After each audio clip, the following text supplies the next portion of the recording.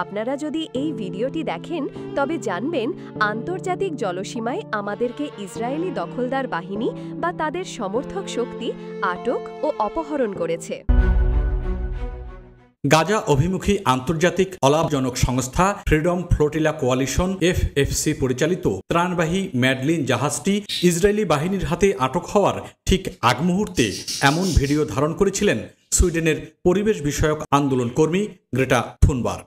জাহাজটি থেকে করা সেই ভিডিও বার্তায় গ্রেটাকে বলতে শোনা যায়, আমি আমার সব বন্ধু, পরিবার ও সহকর্মীদের অনুরোধ করছি, আমি ও আমার সঙ্গীদের যত তাড়াতাড়ি সম্ভব মুক্তির ব্যবস্থা করার জন্য সুইডিশ সরকারের উপর চাপ সৃষ্টি করুন।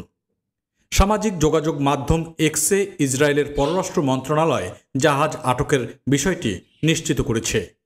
তাদের অপহরণের পর গাজায় ভিড়তে দেয়নি ইসরায়েল।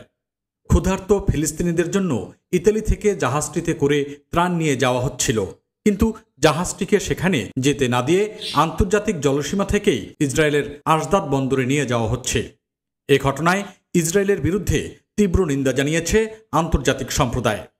সামাজিক যোগাযোগ মাধ্যম এক্সে ইসরায়েলের পররাষ্ট্র মন্ত্রণালয়ের দেওয়া এক পোস্টে জাহাজটিকে সেলফি ইয়ট বলে উল্লেখ করা হয়েছে। তারা লিখেছে, তারকাদের বহনকারী সেলফি ইয়টকে নিরাপদে ইসরায়েলের উপকূলের দিকে নিয়ে আসা হচ্ছে। সোমবার সংবাদ মাধ্যম আল জাজিরায় এ খবর জানানো হয়। জাহাজটি আটক হওয়ার খবর ছড়িয়ে পড়ার পর ফিলিস্তিনপন্থী দুটি এক্স অ্যাকাউন্টে গ্রেটা ও ব্রাজিলের মানবাধিকার কর্মী থিয়াগো আভিলার দুটি ভিডিও প্রকাশিত হয়।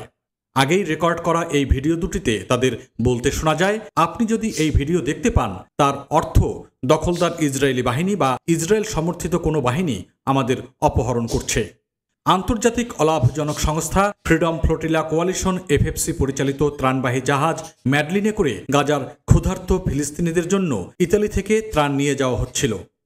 আন্তর্জাতিক জলসীমা থেকেই জাহাজটি আটক করেছে ইসরায়েলি বাহিনী। জাহাজে গ্রেটা থুনবার্গ সহ মোট 12 জন মানবাধিকার কর্মী রয়েছেন।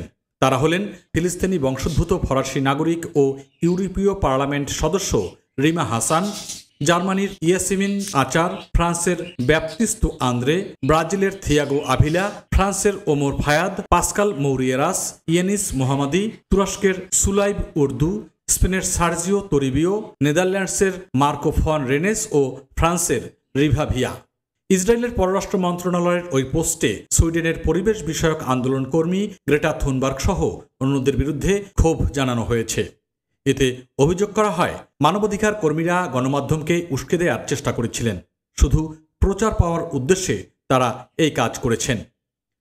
ফ্রিডম ফ্লোটিলা কোয়ালিশন এফএফসি জাহাজটি ইসরায়েলের দখলে যাওয়া নিশ্চিত করেছে। তারা বার্তা আদান প্রদানের অ্যাপ টেলিগ্রামে লিখেছে, জাহাজের সঙ্গে তাদের সব ধরনের যোগাযোগ বন্ধ করে দিয়েছে ইসরায়েলি বাহিনী। এছাড়া টেলিগ্রামে একটি ছবি পোস্ট করা হয়েছে। সেখানে ত্রাণ দিতে যাওয়া মানবাধিকার কর্মীদের হাত উপরের দিকে তুলে বসে থাকতে দেখা গেছে। গত 2 মার্চ থেকে গাজায় ত্রাণ প্রবেশ পুরোপুরি বন্ধ করে দেয় ইসরায়েল। এমন অবস্থায় অনাহারে ভুগে বেশ কয়েকটি শিশু মারা গেছে। ত্রাণ প্রবেশে বাধা দেওয়ার বিরুদ্ধে প্রতিবাদ জানাতে ম্যাডলিন নামের এ জাহাজটি গত 1 জুন ইতালির কাতানিয়া শহর থেকে যাত্রা শুরু করে। বিভিন্ন ত্রাণ সংস্থার হিসাব অনুসারে গাজার 23 লাখেরও বেশি বাসিন্দাদের মধ্যে 90% বেশি মানুষ তীব্র মাত্রায় খাদ্য সংকটে ভুগছেন। গাজার প্রথম ও একমাত্র নারী মৎস্য শিকারের নামানুসারে ম্যাডলিন জাহাজটির নামকরণ করা হয়েছে। ইসরায়েলের সেনাবাহিনী বলছে, তারা ত্রাণবাহী জাহাজটিকে নিজেদের জলসীমায় প্রবেশ করতে দেবে না। ফ্রি ফ্লোটিলা কোয়ালিশনের বিজ্ঞপ্তি অনুযায়ী গাজার মানুষের জন্য অত্যন্ত জরুরি ভিত্তিতে যেসব সহায়তা দরকার সেগুলো বহন করছে এই জাহাজ। এর মধ্যে রয়েছে চিকিৎসা সরঞ্জাম, ময়দা, চাল, শিশুদের দুধ, ডায়াপার, নারীদের স্যানিটারি পণ্য, পানি বিশুদ্ধকরণ কিট, ক্রাশ ও শিশুদের কৃত্রিম অঙ্গ প্রত্যঙ্গ।